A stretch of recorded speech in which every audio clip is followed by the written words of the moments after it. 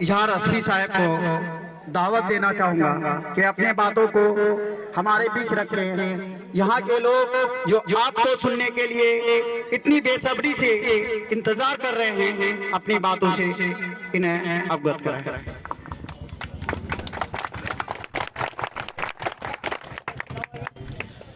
नौरंगी छोड़ दे, एक रंग हो जा। नौरंगी छोड़ दे, एक रंग हो जा, सरासर मोम हो जा या मेरे संग हो जा। मेरे दोस्तों, हमारे कुछ लोग बहुत सारी बातों को कर लिए, मुझे तो अपनी ही बात कहने का फुर्सत नहीं मिलता है, तो दूसरे का बात बोल के मुझे क्या होगा। लेकिन फिर भी मैं एक बात आप लोगों को बीच में ताजा कर देना चाहता हूं। मेरे दोस्तों, आपको पता होना चाहिए कि पिछले इलेक्शन में जब वोट मांगने के लिए बिहार सरकार और बिहार सरकार के आदमी और मौजूदा एमएलए कोचा धामन आपके बीच आते थे और जी भर के नरेंद्र मोदी और भाजपा की सरकार का खिलाफ करते थे और गालियां देते थे। मैं पूछना चाहता हूं मौजूदा एमएलए को कि आपने हमारे यहां से वोट लेकर गठबंधन के नाम पर जीता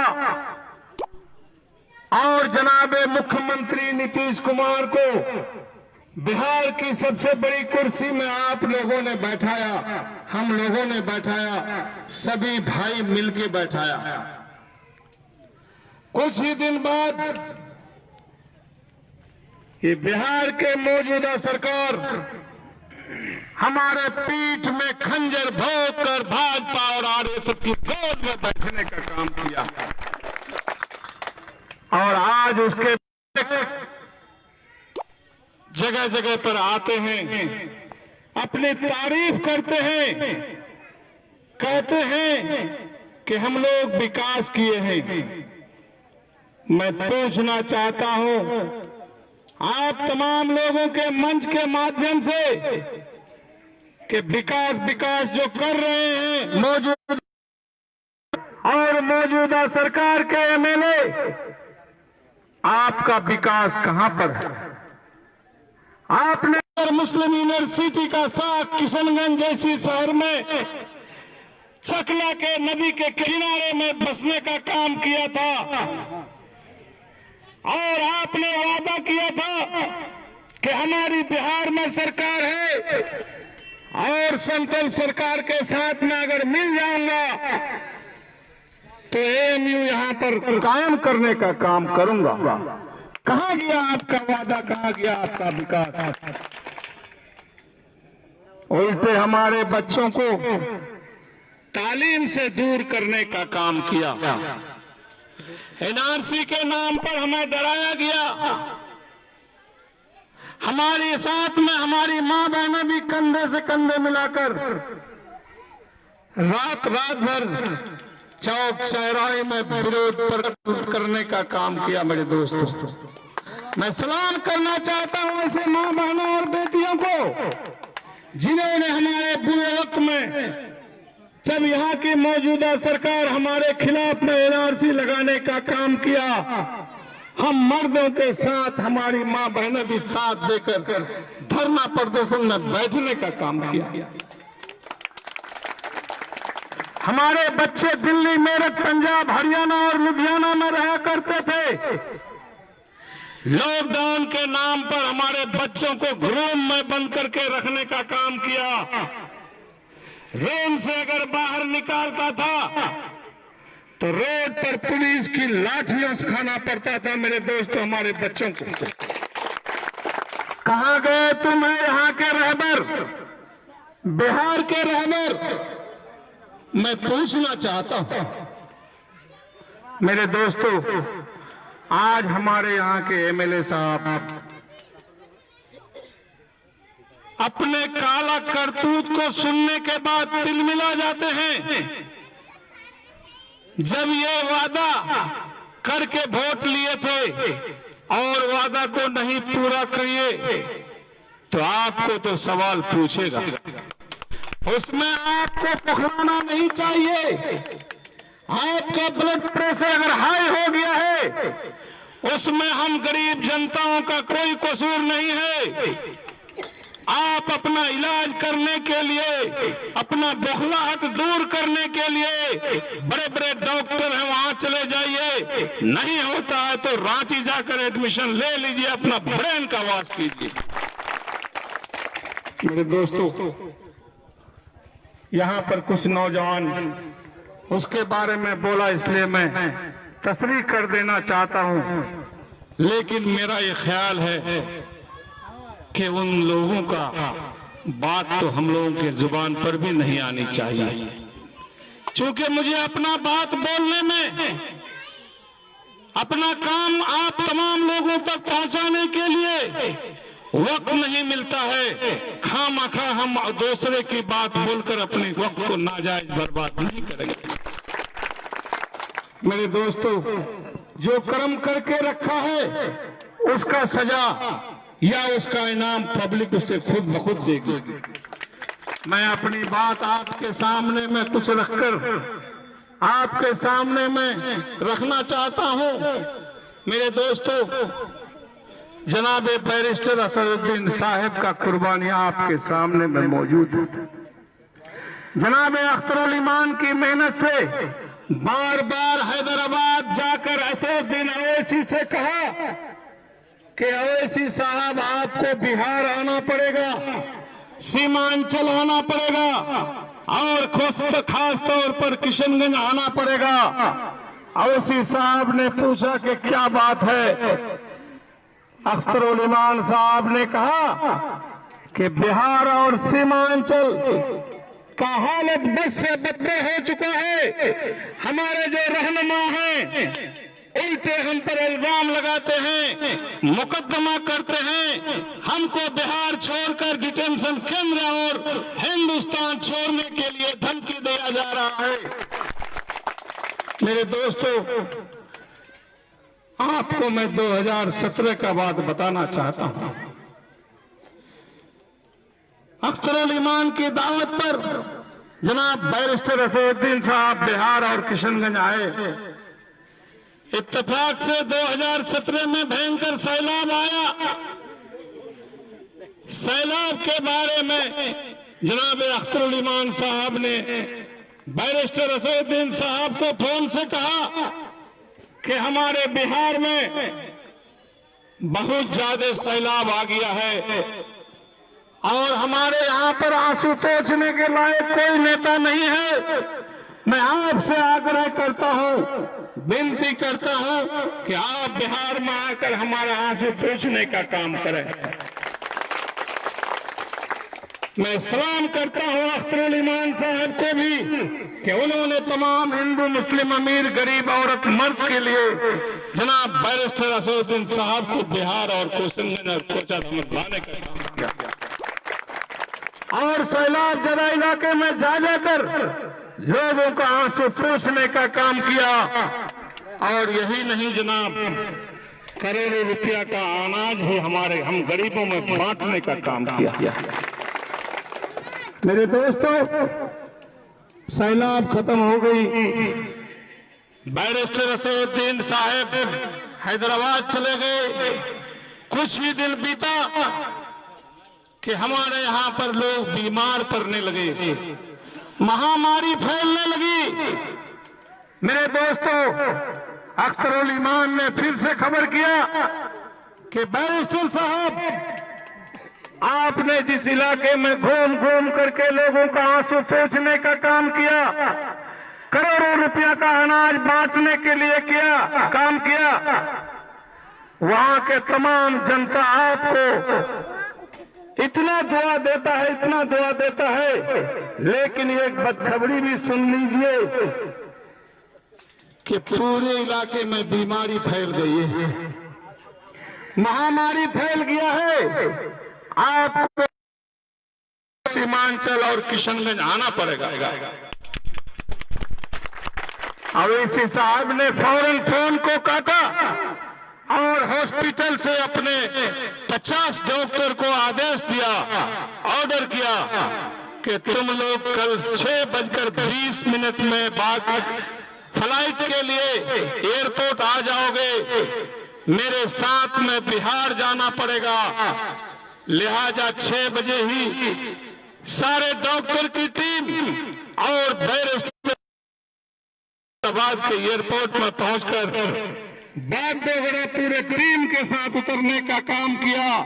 वहां से बाई रोड किशनगंज आने के बाद भी खाना पीना भी नहीं खाया और कहा कि चलो किधर बीमार है, डॉक्टरों को हर घर में हर बस्ती में बीमारी का इलाज करने के लिए एक एक डॉक्टर को एक एक गांव में एक एक पंचायत में भेजने का काम किया।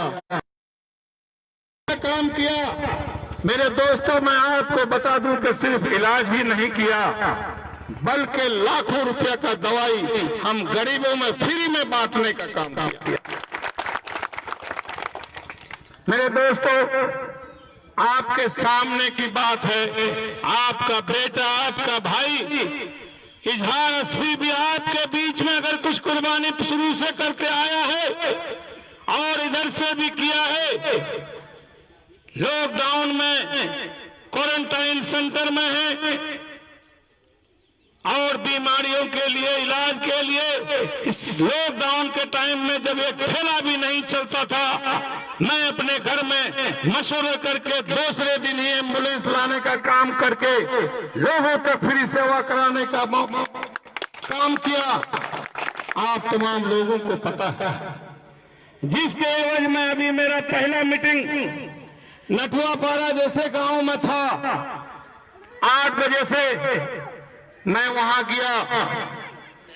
मेरा जो वो स्वागत किया, लोग हमें कंधे पर उठा करके हल्ला करना शुरू किए, नारे लगाए। हमारे स्थानीय मुखिया जनाब गुड्डू बाबू, सरपंच जनाब मंजर साहब, समिति वो कयूम साहब और समिति जमील साहब और तमाम पंचायत के गणमान्य व्यक्ति नटुआपाड़ा पहुंचे थे। वहां के लोगों में ये बात, इस जुनून को पैदा हुआ कि आज के दिन में हमारे घर से, हमारे इलाके से एक मर्द मुजाहिद इजहार असफी को जनाब बैरिस्टर असदुद्दीन साहब ने अख्तरुल ईमान साहब के जरिए खबर दिया कि कोचा दामन के लिए आपको इलेक्शन लड़ने के लिए तैयार होना पड़ेगा। बैरिस्टर साहब के खबर से ही जनाब सदर अख्तरुल ईमान ने तमाम कोचा धामन विधानसभा के अपने वर्करों को बुलाया। मौदो जैसा सरजमीन पर सबसे एक एक करके राय लिया और सबका राय से बात छन के आई कि कोचा धामन का इलेक्शन मजलिस के पतंग छाप को लेकर इजहार असफी इलेक्शन लड़ेगा। इस बात का राय मशवरा लेकर जनाब अख्तरुल ईमान साहब ने कह दिया कि आप तमाम नए पुराने वर्करों का कदर करते हुए मैं जनाब इजहार असफी का नाम हैदराबाद और बैरिस्टर असदुद्दीन साहब के यहाँ भेज देता हूँ। उसके बाद वहां पर कोई आदमी नहीं जाएगा और ये हुक्म बैरिस्टर असदुद्दीन साहब का है। आपका भाई, आपका बेटा को इलेक्शन लड़ने के लिए पार्टी दावत दे दिया है। नॉमिनेशन से कुछ दिन पहले आचार संहिता लगने के बाद मेरा टिकट लिफाफे में बंद होकर के हैदराबाद से किशनगंज आएगा। लेकिन मैं जिस दिन से सुना हूं, अख्तरुल ईमान साहब ने कहा है कि आपके लिए पूरे विधानसभा क्षेत्र का लगभग 1,500 आदमी को लाकर मौदों में राय लिया। सबका एक राय हुआ कि इजहार असफी को ही कैंडिडेट बनाया जाए। तो मैं थरथरा गया। मेरी हिम्मत काम नहीं करने लगा, उस दिन से ही मैं हर इलाके में, हर पंचायत के जगह जगह पर, गांव मोहल्ला में जा जाकर इसी तरह से मीटिंग बुलाकर लोगों से मैं इजाजत लेता हूं। लोग अब जहां पर भी मैंने मीटिंग किया, सब लोग हमको अगर इजाजत दे देते हैं, दे रहे हैं, मेरी हिम्मत बढ़ती है। इससे पहले अभी जो मैं नटवापारा में मीटिंग किया, वहां के लोगों से भी मैं इजाजत लिया। वहां के लोगों ने कहा कि इजहार एसपी तुम जाओ, इलेक्शन का टिकट लाओ, अपने हाथ में नॉमिनेशन करो, इलेक्शन हम लोग लड़ेंगे। यही नहीं जनाब, एक खुशखबरी भी बताता हूं। नटवापाड़ा के लोगों ने एक खाता को बिछाया टेबल पर मेरे सामने में, सबको कहा कि जितने लोगों से जो भी हो सके 100, 250, 200, 500 इलेक्शन लड़ने का खर्चा के लिए हम नटवापाड़ा वाला पैसा देते हैं, आपको घबराने की जरूरत नहीं है। मुझे बहुत उम्मीद लगी है। कल जब मैं रहमतपाड़ा पंचायत के बूढ़ीमारी में भी इस तरह से सभा लगाया था, वहां पर तकरीबन 3-4 हजार आदमी जमा हुए थे। वहां का जुनून देखकर मुझे बहुत खुशी हुई। जिस प्रोग्राम करते करते मगरिब का नमाज हुआ, हम लोगों ने मगरिब का नमाज के लिए प्रोग्राम को स्थगित किया। फिर मगरिब का नमाज के बाद जब प्रोग्राम चालू किया, अल्लाह गवाह है, कोई भागा था, सारे के सारे लोग ईसा के वक्त तक खड़ा रहा। मेरे दोस्तों, आप तमाम लोगों से मैं गुजारिश करने के लिए आया है कि मेरा टिकट तो लिफाफे में बंद होकर के आएगा। मेरा इतना हस्ती नहीं है कि मैं अकेले इलेक्शन लड़ लूं। आप तमाम लोगों का अगर इजाजत होगा तब आपका भाई उस टिकट को लेके नॉमिनेशन करेगा। अगर आपका इजाजत नहीं होता है तो आज मुझे बता दीजिए, मैं उस टिकट को अपने हाथ में नहीं लूंगा। आपका इजाजत होगा तभी मैं टिकट लेके नॉमिनेशन करूंगा। तो आप लोग बताइए कि क्या करूं मैं? आप एक सुर में बताइए कि टिकट लूं या फिर हाथ हिला के कह दीजिए कि नहीं लेना चाहिए। तो लेना चाहिए, लूंगा क्या? इजाजत मिल चुकी है बैरिस्टर असदुद्दीन साहब का, जनाब, और मैं भी आप तमाम जनताओं से, औरत मर्द से इजाजत लेने के लिए आया हूं। तो आपके बीच में मैं आऊंगा जरूर, लेकिन आप तमाम लोगों को इजहार एसपी बनना पड़ेगा। यह समझना पड़ेगा कि इजहार एसपी इलेक्शन नहीं लड़ रहा है, इजहार एसपी बन के मैं इलेक्शन लड़ रहा हूं। मेरा काम है कि लोगों से किस तरह से डीलिंग करें, लोगों से क्या प्यार मोहब्बत देकर लोगों से वोट लें। और मैं उम्मीद करता हूं कि आप लोग जब अपना बेटा को, अपना भाई को बिहार विधानसभा भेजेंगे, तो जिस तरह से हमारे कायद बैरिस्टर असदुद्दीन साहब पार्लियामेंट में दहाड़ते हैं, पार्लियामेंट में गरजते हैं, उसी तरह से आपका भाई, आपका बेटा इजहार एसपी भी विधानसभा जाकर आपके हक की लड़ाई लड़ने का काम करेगा। मेरे दोस्तों, हमारा हक अगर हमें नहीं मिला तो मैं उम्मीद करता हूं कि आपका हक के लिए मैं वहां से छीन करके भी लाने का काम करूंगा। मेरे दोस्तों, आप लोगों का वक्त बहुत लिया, मुझे और 9 मीटिंग करनी है। आज के दिन में 11 मीटिंग रखा गया है, 2 मीटिंग यहाँ को लेके खत्म हो गया। उस 9 मीटिंग में मैं जाऊंगा, उससे केवल आप तमाम लोगों को मैं एक दावत देना चाहता हूं कि आप लोग खुदा से दुआ करें। मैं भी खुदा से दुआ करता हूं कि या अल्लाह मेरा सेहत ठीक रखे, मेरा ईमान ठीक रखे, मेरा दामन जिस तरह से पिछले जिंदगी में बचा के चले हैं, मुखियागिरी भी करने के बाद किसी से 200 रुपया नहीं लिए, ना ही तो कोई आदमी कह सकता है कि 2 लीटर तेल अपने गाड़ी में इजहार मुखिया डलवाया है। या अल्लाह तू मेरे दामन को बचा के रखा है। आने वाला चंद दिन जो मेरा जिंदगी है, इसी तरह से लोगों का खिदमत ईमानदारी के साथ हम गुजार सके, मेरा दामन बचा रहे गंदगी से, यही दुआ हम करते हैं। आप लोग भी मेरे लिए यही दुआ करेंगे मेरे दोस्तों।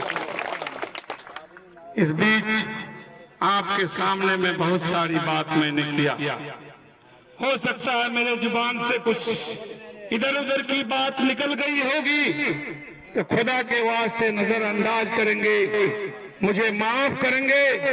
मेरे दोस्तों मेरे लिए दुआ करेंगे, इलाके के लिए दुआ करेंगे। इसी के साथ आप तमाम लोगों से मैं रुखसत होना चाहता हूं और जनाब सदर साहब आपके बीच में कुछ बात को कहकर आपकी मीटिंग को तोड़ने का और आपको घर जाने का इजाजत देंगे। वाखिर दावाना अल्हम्दुलिल्लाहि रब्बिल आलमीन। अस्सलामु अलैकुम। आदाब।